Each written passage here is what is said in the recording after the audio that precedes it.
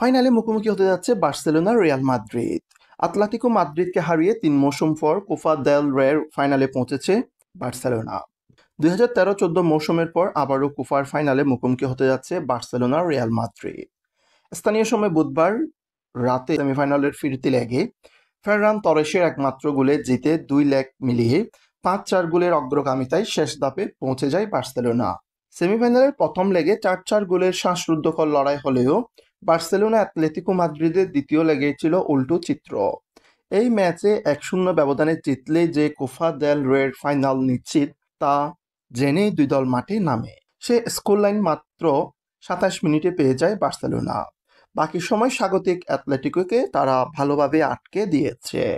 ম্যাচের ফল নির্ধারণী একমাত্র গোলটি ২৭ মিনিটে করেছিলেন বার্সার স্প্যানিশ ফরওয়ার্ড ফেররান তোরেস।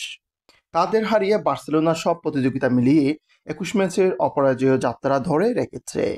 এবছর এখনো কোনো ম্যাচ হারেনি লা লিগার শীর্ষে থাকা হ্যান্সি ফ্লিকের দল। কাকতালীয়ভাবে স্প্যানিশ কুপার ২ সেমিফাইনালের ফলই মিলে গেছে। ২ লেগের হিসাবটাও যেন নিজেদের মধ্যে অদল-বদল করেছে ৪ স্প্যানিশ পরাশক্তি। রিয়াল সোসিয়েদাদের বিপক্ষে ১-০ গোলে প্রথম লেগের জয়, প্রীতি ম্যাচে ৪-৪ ড্র করে রিয়াল মাদ্রিদ। অ্যাগ্রিগেটে ৫-৪ ব্যবধানে জিতে তারাই ফাইনালে ওঠে। এদিকে ফেব্রুয়ারিতে হওয়া প্রথম লেগে ৪-৪ গোলের ড্র করার পর ফিরতি ম্যাচে ১-০ গোলে অ্যাটলেটিকোকে হারালো বার্সেলোনা।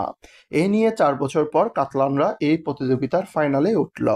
২৬ এপ্রিল ফাইনালে হবে রিয়াল বার্সার আরেকটি এল ক্লাসিকো।